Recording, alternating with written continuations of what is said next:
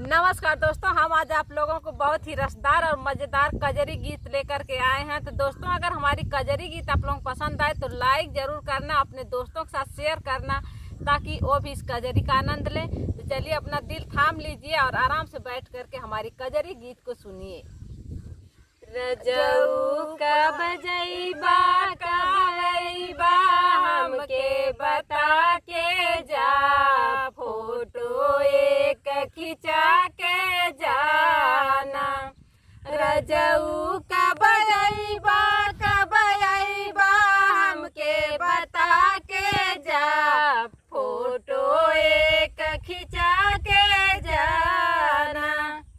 तुहरे मामी का बोली जैसे लगे कर जवा गोली, तुहरे मामी का बोली लागे हमरे कर जवा गोली। अपने मामी के मंदिर पहुँचा के जा, फोटो एक खिंचा के जाना। रजऊ कब जइबा हमके बता के जा, फोटो एक खिंचा के जाना।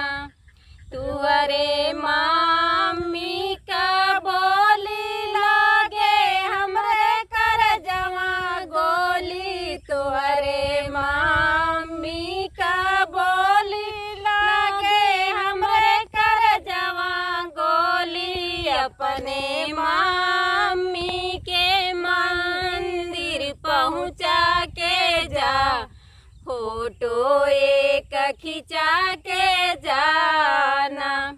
अपने मामी के मंदिर पहुँचा के जा, फोटो एक खिंचा के जाना। रजऊ कब जइबा हमके बता के जा, फोटो एक खिंचा के जाना। रजऊ कब जइबा हमके बता के जा, फोटो एक खिंचा के जाना। तुहरे भाभी का बोली लागे हमरे कर जवा गोली, तुहरे भाभी का बोली लागे हमरे कर जवा गोली। अपने भाभी के लगा करा के जा, फोटो एक खिंचा के जाना। अपने भाभी के लगा करा के जा, फोटो एक खिंचा के जाना। रजऊ कब जइबा